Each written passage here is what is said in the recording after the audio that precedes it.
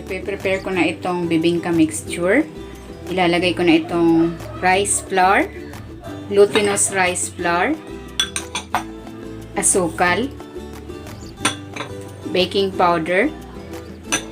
Maglalagay ako ng konting asin, isang egg, melted butter, at ang coconut milk. Hahaluin lang natin ito.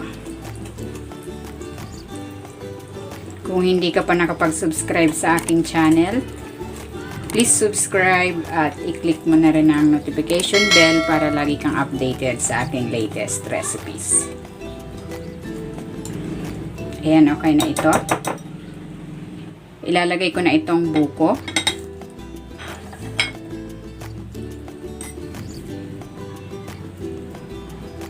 Ayan, okay na ito. Pwede na natin itong isalin sa kawali. And meron ako ditong kawali. Nilagyan ko na ito ng dahon. Itong dahon ay dinarang ko muna sa apoy para madaling i-mold dito sa ating kawali. Magbabrush muna ako dito ng butter.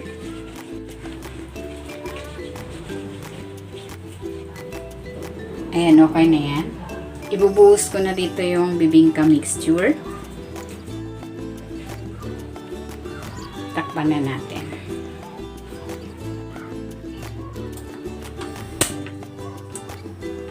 And lutuin natin yan for 15 to 20 minutes over low heat.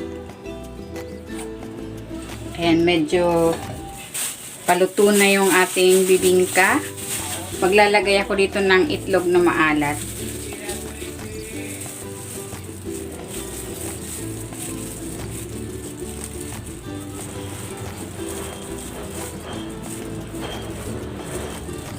Takpan natin ulit. Ituloy natin ang pagluto. And para maluto rin yung ibabaw, babalik ta rin natin ito. Meron ako ditong dahon. Pinahiran ko ito ng butter. Tatakip ko yan dyan. And then, lalagay ako ng plato. Slide natin pabalik. Takpan natin ulit. Lutuin pa natin ito for 3 to 5 minutes.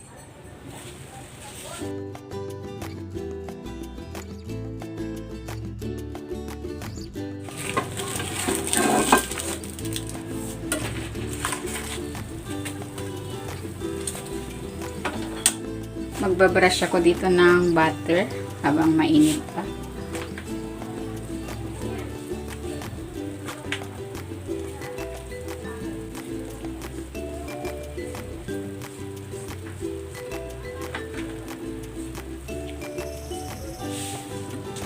At maglalagay din ako dito ng keso.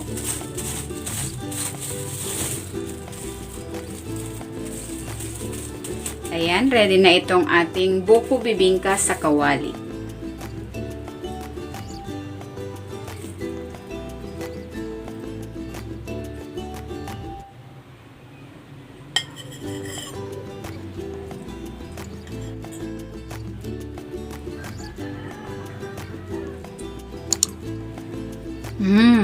Sarap.